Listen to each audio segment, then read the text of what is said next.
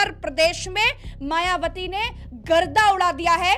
मायावती जी के भाषण में तीखापन भी था और आत्मविश्वास भी। उन्होंने सपा, कांग्रेस और भाजपा तीनों पर एक साथ निशाना साधा। अंदर अंदर आपस में एकजुट होकर तथा किस्म किस्म के हथकंडे इस्तेमाल करके फिर बीएसपी को इन्होंने कामयाब नहीं होने दिया। लेकिन इस रैली की सबसे बड़ी चर्चा भीड़ और उसके राजनीतिक असर को लेकर के है।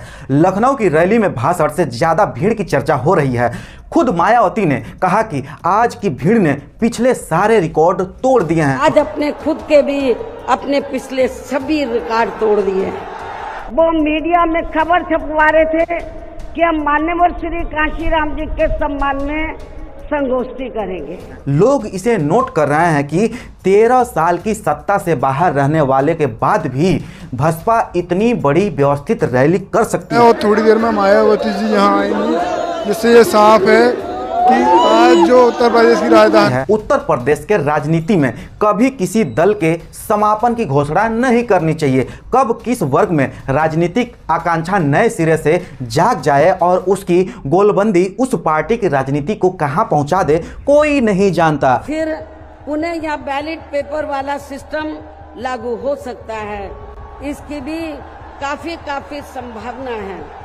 मायावती ने इस बात का भी जिक्र किया कि यहाँ जो लोग आए हैं उन्हें मजदूरी देकर या भाड़े पर नहीं लाया गया है, अपने खून पसीने की कमाई देकर खुद से आए हैं। मायावती का आधार अभी भी गायब नहीं हुआ है। और मैं कभी छिप के नहीं मिलती हूँ, जब मिलती हूँ तो खुले में मिलती हूँ।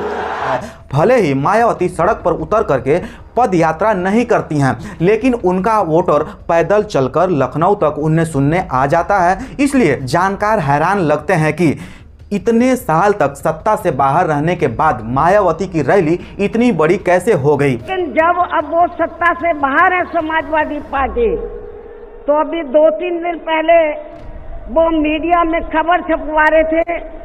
लखनऊ की इस रैली को मायावती ने केवल यूपी तक सीमित नहीं रखा, बल्कि इसे बहुजन एकता का राष्ट्रव्यापी संदेश बताया। विश्लेषकों का मानना है कि यह रैली केवल प्रदर्शन नहीं थी, बल्कि 2025 बिहार विधानसभा चुनाव के लिए शक्ति प्रदर्शन भी था। और अब मैं यहाँ आप लोगों को ये भी विश्वास दिलाना चाहती हूँ, जब इस बार बीएसपी की पुनः यहाँ पूर्ण बहुमत की सरकार बन जाएगी। दरअसल मायावती पहले ही ऐलान कर चुकी हैं कि बीएसपी बिहार की सभी सीटों यानी 243 सीटों पर अपने उम्मीदवार उतारेंगी। ऐसे में यूपी से उठी यह भीड़ की लहर अब गंगा पार बिहार की राजनीति में भी असर डाल सकती है। राजनीतिक पंडित मानते हैं कि बिहार में बीएसपी की सक्रियता से सबसे बड़ा नुकसान महागठबंधन को हो सकता है, आरजेडी को भी हो सकता है। अब तक तेजस्वी यादव को विपक्ष का सबसे मजबूत चेहरा माना जा रहा था।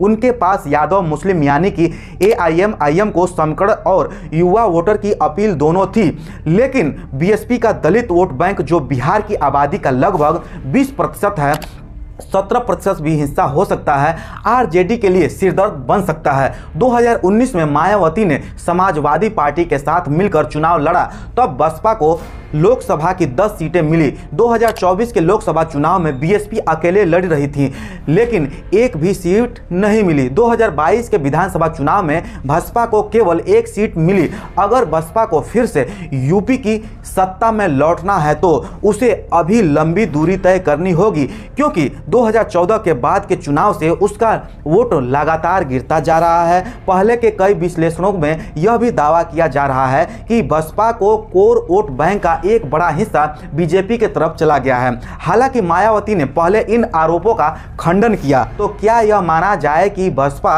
अब अपने कोर वोटर बैंक को वापस लेने के लिए निकल पड़ी है? दोस्तों, इतनी भीड़ देखने के बाद तो गैंग ऑफ वासेपुर का एक डायलॉग याद आता है कि इतना बम मारेंगे कि धुआं धुआं हो जाएगा। इसी तरह लखनऊ में इतने पोस्टर लगे हैं कि पूरा लखनऊ नीला नीला हो गया है।